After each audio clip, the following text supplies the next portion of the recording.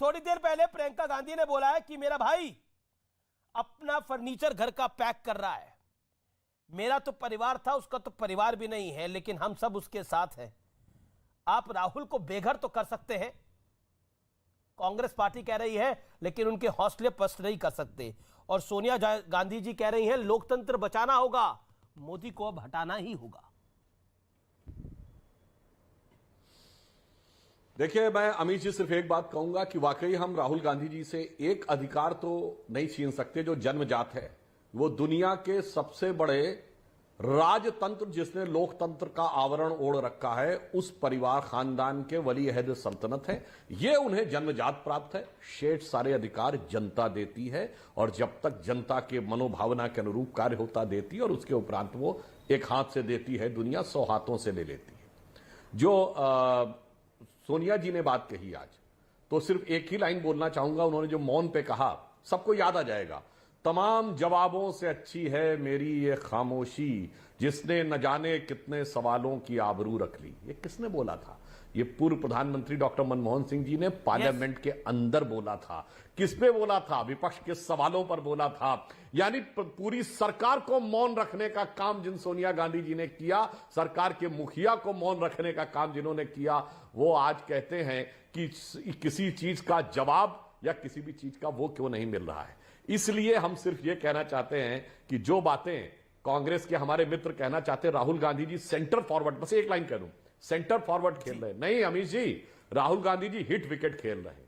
और कैसा hit wicket? Normally hit wicket में आदमी एक स्टंप गिराता है, यहां 3-3 स्टंप गिराए ले रहे हैं। अगर सुदूर उत्तर में जाइए तो गुलाम नबी आजाद साहब, सुदूर दक्षिण में आइए तो ए.के. एंटनी के बेटे अनिल एंटनी, यानी ऑफ और लेग स्टंप गया, और मिडिल स्टंप में शरद पवार साहब।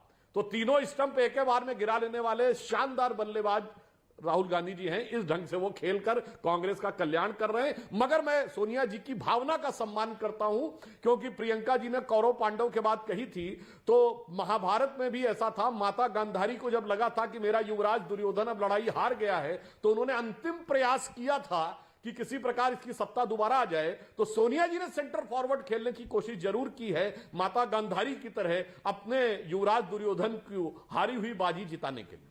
जी, मैं आपका रुख करता हूं आबे दुबे। मेरा सवाल वही है, कांग्रेस का लेफ्टीकरण क्यों हो रहा है और आपके यहां से सब नेता छोड़कर जा रहे हैं? ये कहानी भी तो आप ही के साथ हो रही है। अंदर जो बगावत चल रही है उसकी मैं बात नहीं फिलहाल करता, लेकिन नेता तो सब छोड़ रहे हैं।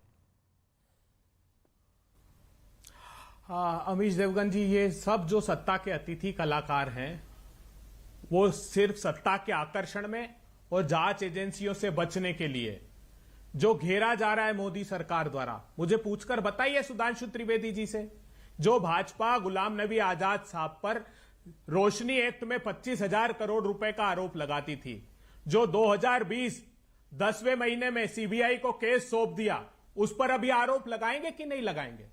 वो हेमंत विश्वा शर्मा, जिस पर बुकलेट निकालते थे, जो कहते थे लुइस बर्जर केस में ये आरोपी आदमी है, भ्रष्टाचार के प्रमाण हमारे पास है, जिस पर आरोप लगाना बंद कर दिए, उस तरह आरोप बंद कर देंगे कि शुभेंदु अधिकारी जैसे आरोप बंद कर देंगे, कि नारायण राणे जैसे आरोप बंद कर देंगे, कि भावना गवली जैसे आरोप बंद कर देंगे, यशवंत जाधव जैसे आरोप बंद कर देंगे, प्रताप सरनाइक जैसे आरोप बंद कर देंगे? जवाब ले लेते हैं, जवाब ले लेते हैं। तो आप कह रहे हैं सब डरकर, आप कह रहे हैं सब डरकर उस खेमे में जा रहे हैं, लेकिन कपिल सिब्बल तो वैसे ही छोड़ के चले गए, वो तो सभा में चले गए। डराए जा रहे हैं। तो कपिल सिब्बल को किसने डराया था?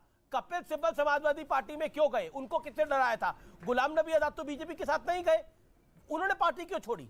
उन्होंने बोला राहुल गांधी का एटीट्यूड है। उन्होंने मेरे इंटरव्यू में बोला जो जाता है जाए, हमें फर्क नहीं पड़ता। उन्होंने मेरे इंटरव्यू में बोला, उन्होंने बोला कि जो मोदी को गाली देता है उसको प्रेजेंट रिजीम जो कांग्रेस की है वो बड़ा पसंद करती है।